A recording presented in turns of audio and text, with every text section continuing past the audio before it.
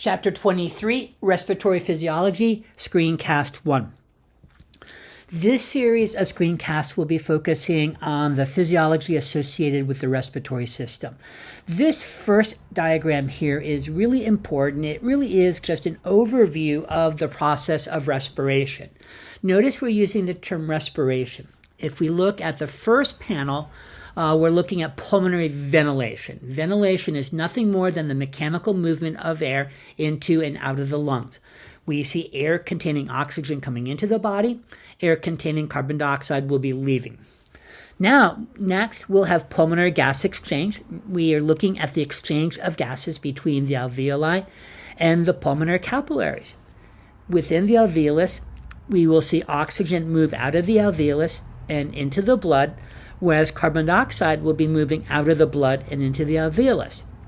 Then we have transport, and transport basically is not exchange. It's moving from point A to point B, and we are not going to see any changes in the directionality or movement of gases.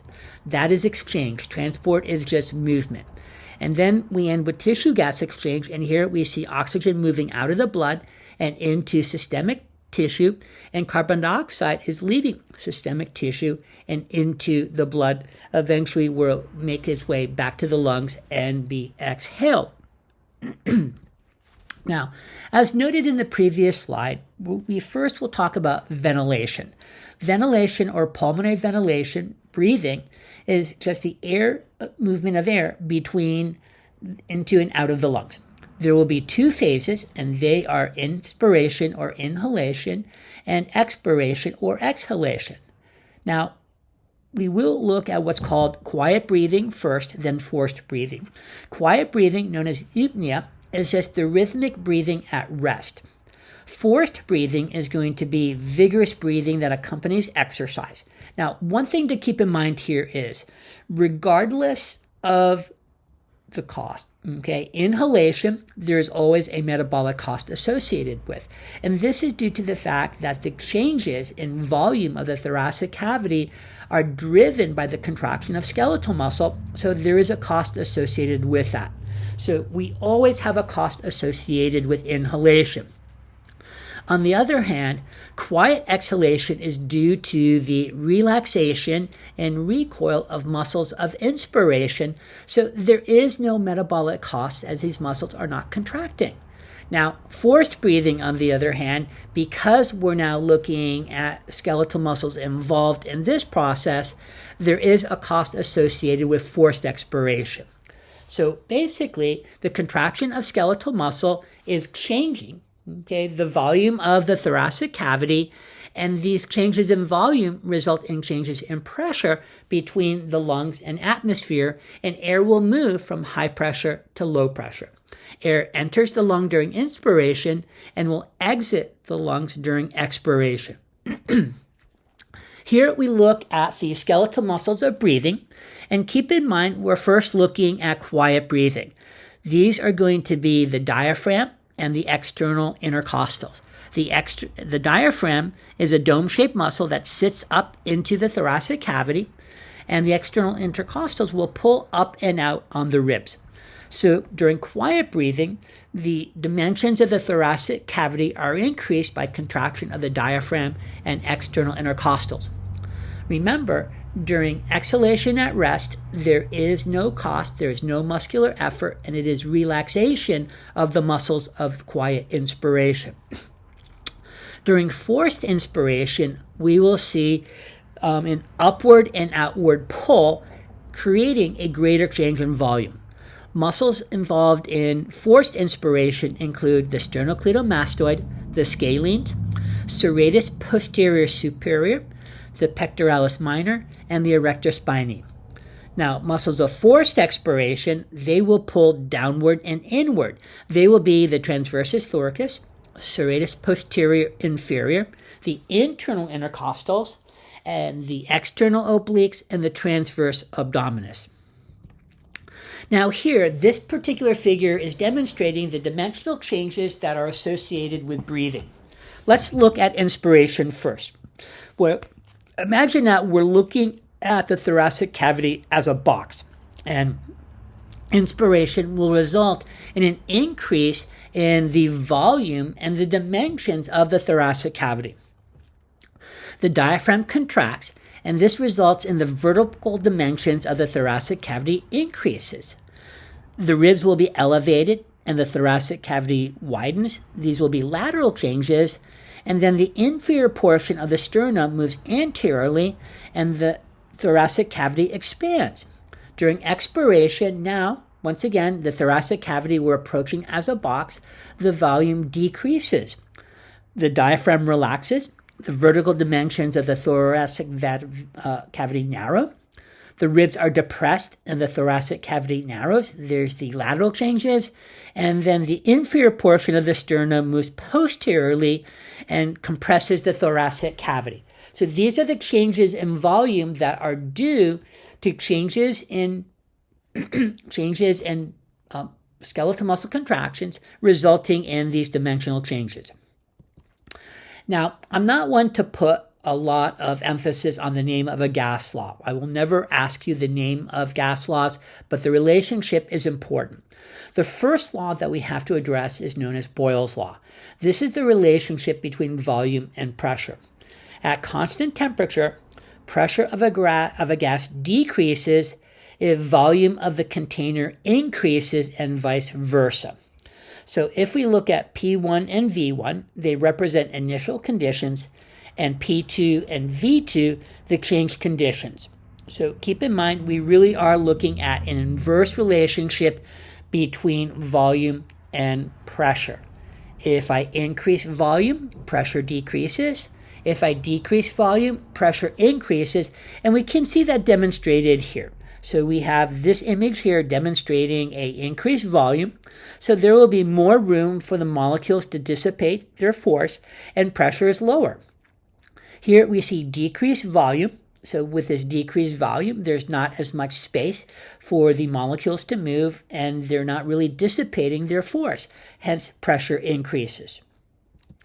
Now here we're looking at what a pressure gradient is.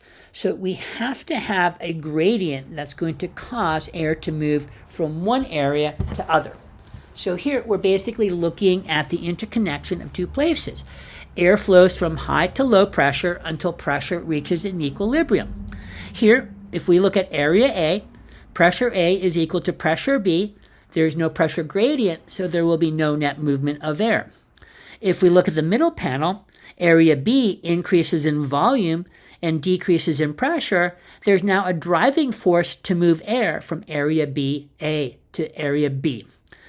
The final panel, area B decreases in volume and increases in pressure. Air now moves from area B into area A.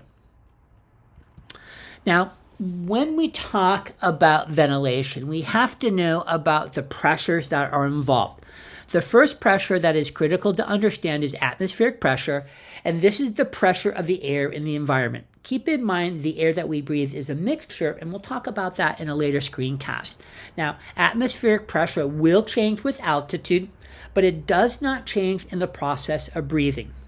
Unless I say otherwise, we are assuming that we are at sea level, and the atmospheric pressure at sea level is 760 millimeters of mercury. We now have to take into account alveolar volume. This is the collective volume of air within the alveoli. There is a pressure associated with that. That pressure is intrapulmonary pressure, and that is pressure within the alveoli, and that will fluctuate with breathing. Then we have intrapleural pressure, and we did address this previously in the last screencast associated with respiratory anatomy. This is pressure in the pleural cavity. This also fluctuates with breathing. It also is important to realize that it is lower than intrapulmonary pressure, and that keeps the lungs inflated. Now, generally, intrapleural pressure is about 4 millimeters mercury lower than intrapulmonary pressure between breaths. Now, one thing that we will take note is that the pressure gradient necessary to drive ventilation is relatively small, and it is just a single millimeter of mercury. So let's kind of take a look at what we are starting with at rest. We have atmospheric pressure of 760 millimeters of mercury, And then look at the pressures that actually change during breathing. Intrapleural pressure within pleural cavity is about 756 millimeters of mercury at rest, and intrapulmonary pressure within the alveoli is 760 millimeters of mercury. There is no difference between the pressure between the atmosphere and intrapulmonary pressure, so there will be no air movement. This is the situation at the end of expiration. So now, let's look at what's happening with quiet inspiration. The first thing that's going to happen is the contraction of the diaphragm and the external intercostals. The thoracic cavity volume will increase. This results in an increase in pleural cavity volume, and the lungs expand. So this increases alveolar volume. Intrapleural pressure decreases, and intrapulmonary pressure decreases to 759 millimeters of mercury. Air flows down the pressure gradient into the lungs until intrapulmonary pressure is equal to atmospheric pressure at 760 millimeters mercury. Notice that intrapleural pressure does change, but it still is lower than intrapulmonary pressure. During quiet expiration, atmospheric pressure is still 760 millimeters of mercury. The diaphragm and external intercostals relax. The volume of the thoracic cavity decreases, so this decreases pleural cavity volume, and lungs recoil inward, which decreases alveolar volume. Intrapleural pressure increases, and intrapulmonary pressure increases to 761 millimeters of mercury. Air flows down the pressure gradient out of the lungs until intrapulmonary pressure is equal to atmospheric pressure at 760 millimeters of mercury. Note that the pressure difference that is required to drive ventilation is just a single millimeter of mercury. One thing we'll address later is when we talk about individuals that have obstructive disease, they have to work a lot harder to generate that same difference in pressure.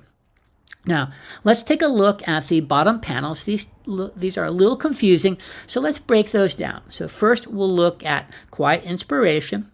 So during inspiration, contraction of the diaphragm and external intercostals and outward pull of the chest wall overcome the inward recoil of lungs as the elastic tissue of the lungs is stretched.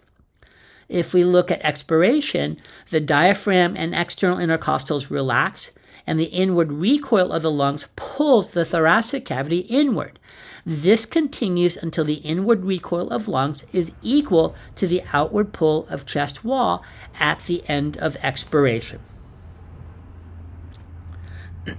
Now, when we talk about forced breathing is very similar to what is involved in quiet breathing. The only difference here is you are going to look at additional muscles that are involved.